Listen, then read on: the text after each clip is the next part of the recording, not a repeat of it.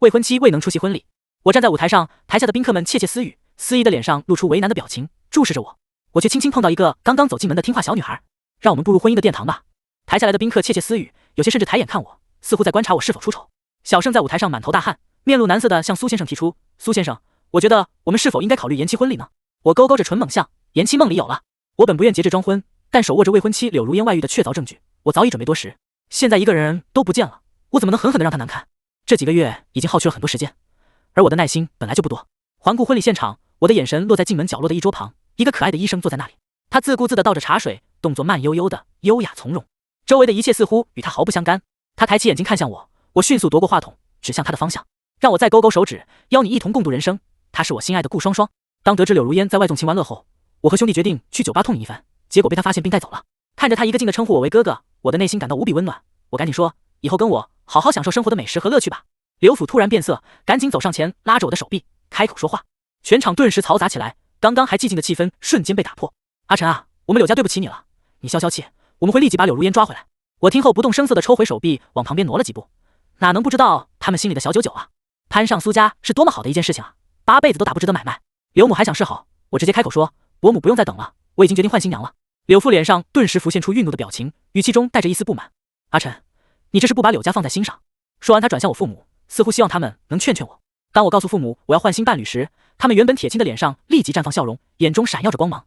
曾真转身望向背后，想知道是什么让我改变主意。即使柳如烟没有亲自到场，苏家和柳家也已经受到了打击，我这么做并不会让情况变得更糟。柳如烟所为不堪，你们是否心知肚明？他们眼中的闪躲透露出一切，我明了其中含义。他选择不来，理由充分，而我也有权选择新的伴侣。我微笑着向他们走去，缓步来到顾双双面前，他的眼神显得有些局促和震惊。我抬起手问道：“嫁给我好吗？”顾双双几乎是急切地答道，连忙握住我的手，生怕我会反悔似的。我带着顾双双走进了众人的视线，她身穿一袭白裙，正好去换衣服。我心情肆意，一切即将开始。我从震惊中回过神来，略有些磕绊地说出接下来的流程。谁也没有想到我会换新娘，这件事已经成了头条热搜榜的第1名。请新郎新娘交换戒指。刚戴上戒指时，顾双双的眼神流露出些许嫌弃，她轻抿双唇，却保持沉默。我留意到她的表情，轻轻握住她的手，说道：“我会给你买一枚新的。”我说完后，顾双双听了点了点头，温顺地问道：“哥哥，你不喜欢吗？”她将戒指轻轻穿过我的指尖，然后戴好，垂眸看着那镶嵌着钻石的戒指，似乎在认真地端详着。我不明白为什么你不喜欢那个。我决定把戒指戴在她纤细的手指上，看着她那纯洁的面庞，我心中充满感慨，将来卖掉戒指的钱捐给慈善机构。此刻，新娘轻轻地吻了新郎，她的话还未说完，大门突然被推开，柳如烟风尘仓促地走了进来，惊讶地看着台上的我们。哦，主人公终于回来了。柳父柳母见女儿归来，赶紧跑到柳如烟身边：“女儿啊，你终于回来了，你跑到哪里去了啊？让阿成一个人担心着呢。”阿成，柳如烟已经回来了。柳母看着我，一手牵着柳如烟准备上台，一边微笑着说话，好像我之前的举动只是我在发脾气一样。我不禁冷笑了一声，警告不要把那个不靠谱的女人牵扯进来。柳母立刻停下手中的动作，而柳如烟也露出了难以置信的表情看着我。我眨了几下眼睛，看着他们，脸上带着疑惑的表情。我没说错吧？要不你们可以看看大屏幕。说完，我打了一个响指，背后的大屏幕已展示精彩内容，引人瞩目。不论是否审核通过，皆已备好。我心满意足地享受着。顾双双突然伸手捂住了我的双眼，叫我不要看。她说等会儿再睁开眼睛，声音温柔动听，却带着一丝难以掩饰的醋意。我口中说着支持，内心却在考虑 VCR 稿的问题，不知道看了多少遍。父母的脸色立刻变得难看，他们本来就对柳如烟不看好，现在发生了这种事情，柳家已经被排除在苏家未来的合作对象之列。我透过爸妈的眼神寻求安慰，柳如烟的表情显得茫然，赶紧试图否认，声称不知道他们在说什么。我只能感激那位自愿扮狗的男生，对他的否认感到滑稽至极。刘母生气地怒视着我，大声斥责道：“苏晨，你就是想让我们难堪是不是？像被踩到尾巴的老鼠一样，心虚又气急败坏。”我没有回应他们，只是抬起手将戒指摘下，然后再把顾双双的戒指也摘下来，一起扔到柳如烟面前。我语气带着施舍地对她说：“这戒指就留给你吧，毕竟3克拉呢。”柳如烟脸红一阵青一阵，说不出话来。最后她憋出一句话：“你真的要闹成这样吗？”我听后立即笑了：“难看？没错，你们的形象真是令人难看。”而我和妻子却是才貌双全，世间独一无二。婚礼现场成了笑料的话题，每个人都在暗中议论着柳家的事情，这让他们显得很丢脸。对我来说倒无所谓，因为我很高兴将渣男赶出去了。我面带笑容地望着爸爸妈妈，他们看到我这样毫不在意的表情，显然知道我没有受过任何情伤。我转身看向站在一旁有些局促不安的顾双双，问道：“这位是？”未等我开口，顾双双便急忙打招呼：“伯父伯母，你们好，我是顾双双。双双啊，你们什么时候和阿成领证了？”我妈听后眼睛闪闪发亮，立刻迫不及待地询问。我差点没有喘过气来。妈咪，我们不用着急，虽然这场婚礼有些混乱，但是最重要的部分还是有了。我妈妈瞥了我一眼，眼神明显是让我闭嘴。我只能说，妈，她还没到结婚的年纪，我爸妈的话让我感到窒息。我看了看顾双双，气氛瞬间有些凝重。我爸缓缓地转向我，问道：“你还在吃喜嫩草吗？”顾双双轻咳一声，声音有些缺乏信心地说：“我还有几个月就可以戒掉了。”季节更替，我猛地一跃，抓住顾双双的手臂，向后拽去。我对父母喊道：“你们该回家了。”回到香榭丽舍大街，双双抬起眼睛看着我，眼中流露出犹豫不决的表情。她悄悄地靠近我：“你后悔了吗，哥哥？”顾双双拽住我的衣角，像一只可怜巴巴的小狗一样，眼神中充满了困惑和迷茫。我的心受到了猛烈的撞击。是的，我当初提出那个无理的要求，只是因为他那张乖巧的不像话的脸孔。我实在不忍心欺骗比我小2岁的孩子，但又担心自己会耽误他。毕竟那只是我一时冲动而已。如果几个月后你还喜欢我，我们就结婚吧。我有点担心地说。过了几个月，我可能就不再有感觉了。糟糕，我怎么变得像个渣男一样了？顾双双听后赶紧问道：“那我还喜欢你，你却不喜欢我？”程亮的眼睛紧紧盯着我，嘴唇抿成一条线，生怕我说一个让他不喜欢的字。或者我们先尝试一下。话音刚走过来，双双的脸上立刻绽放出笑容，我不禁容光焕发。我是不是太心软了？他这么一看，就像捏住了我的把柄一样，软弱的一塌糊涂。哥哥，我能和你同住吗？我还在脑海中纠结于后悔和不后悔之间，根本没有注意到他在说些什么。第二天，当他拖着行李箱来到我家门口时，我依旧呆呆地站在那里看着他，他的脸上带着一丝委屈的表情。我突然感到自己就像个坏人一样，赶紧让他进来。好在3室1厅的房子还有多余的房间，我找了个理由出门，其实是打电话给我兄弟。他声音大得几乎震碎了我的耳膜。我稍微把手机远离一点，等他震惊过后再把手机贴近耳朵。他就这么出现在我生活里，搅得我心烦意乱。谁知道柳如烟瞎折腾之后，竟然让我遇见了如此合我心意的人。我边挑菜边感叹，缘分真是神奇啊！啧啧，这简直是风水轮流转啊！林燕啧啧以其独特之称呼为一位插画师，平日里总是在家工作，事事皆在眼前。他即将前往实习，我补充道：“现在你们只是男女朋友关系，这是事实。”林燕听后哀叹一声：“你不是让他跟你吃香喝辣吗？”我选好菜后，推着购物车来到水果区，旁边的扬声器声音很大，每个人都有自己的兴趣。周末正值商场促销，我不小心买了好几袋东西，还顺便买了些日用品。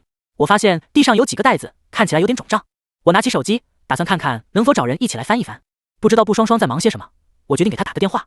喂，哥哥，顾双双的声音传出，我东西买多了，你过来帮一下。我告诉他商场地址后，听到他答应后挂断电话。周围充斥着嘻嘻哈哈、嚷嚷吵吵的声音，大爷大妈们的交谈声此起彼伏。我将物品移至一隅，等候顾双双。恰逢目光一览，见到了不应该见到的人，竟是柳小姐居然光临此商场，还与一男子手挽手。我则纠缠地观望着他们。他甚至拿起手机拍了张照片发给兄弟观赏，但却没有得到预期的热烈回应。我以为他在忙，便没有多加礼遇。我正无聊地盯着鞋面，突然听到了那熟悉而悦耳的声音。我扬起笑脸，却发现他喘着气，额前的头发被汗水沾湿，变得一缕一缕的。怎么跑过来的？不是说不着急吗？我皱着眉，从口袋里拿出随身携带的纸巾，弯腰帮他擦去额头上的汗。待我动作结束，他才轻声开口：“我怕你被欺负了。”我脑海中顿时涌起一片疑惑，眼神不解地望着他，直到布双双打开手机上的聊天框，我才意识到我的照片发错对象了，发给了布双双。没关系，我很好啦，左晃晃右摇摇，证明自己过得很棒。我打算把这张图片发给林燕，结果却发给了你。我微微扬起嘴角，正准备和他商量今天中午吃什么，突然传来一道让我非常厌恶的声音。阿晨让我不禁翻了个白眼，这家伙怎么总是出现在我面前？我皱着眉头朝声音的方向看去，柳如烟一脸惊讶地注视着我，仿佛在质疑我为何会出现在这里。他身旁的男生也带着疑惑和敌意的表情，问道：“柳如烟是谁？我们只是出来买东西而已。”我并未让柳如烟开口，只是握住了女朋友顾双双的手，轻轻地靠近了她。她皱着眉头开始质问我：“我们认识已经半年了。”我听后感到惊讶，但笑容满面地说道，同时偷偷瞥向那个男生。这都是在得知你出去胡闹之后。那位男生脸色一变，显然明白了我的意思，也知道了我的身份。我意识到这是我的错，不要针对他。柳如烟将他护在身后，挡住了我带着探究的目光。我什么都没做，你就认定我会对他做出什么？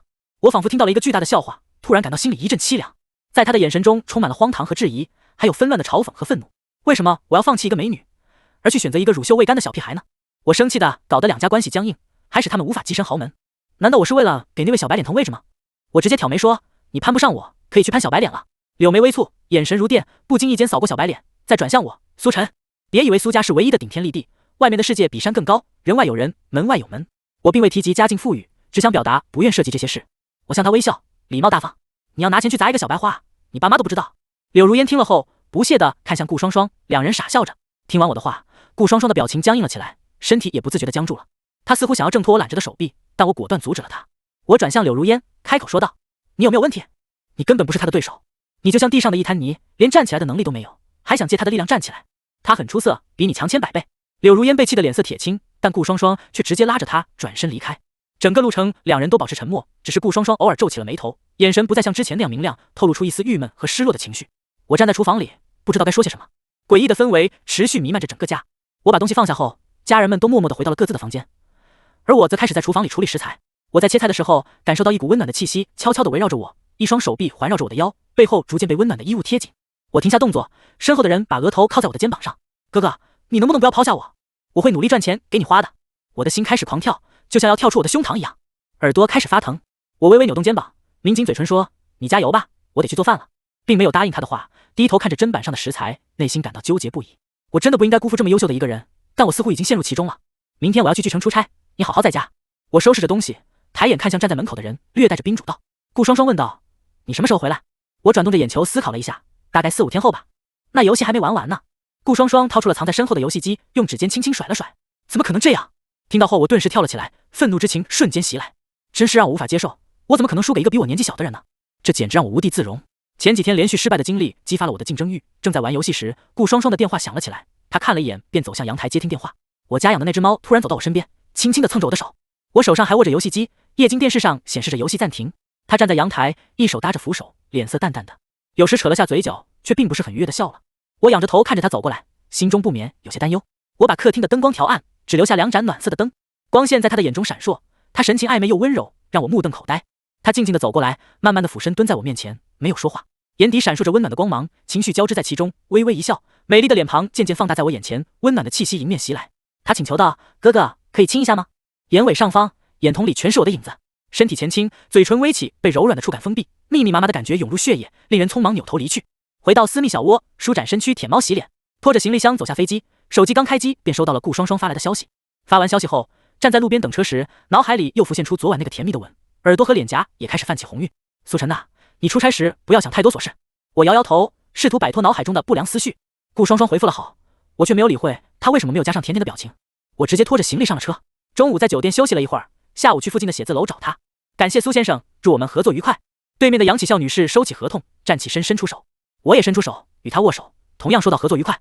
日光渐渐消散，下午的时光洒在写字楼外的树上，周围耸立着居城的写字楼，每栋楼前都有人来人往。环顾四周，我打算外出打车，却发现一辆黑色低调的豪车停在一栋写字楼门口。车停稳后，一个人从副驾驶坐下来，打开后座的车门。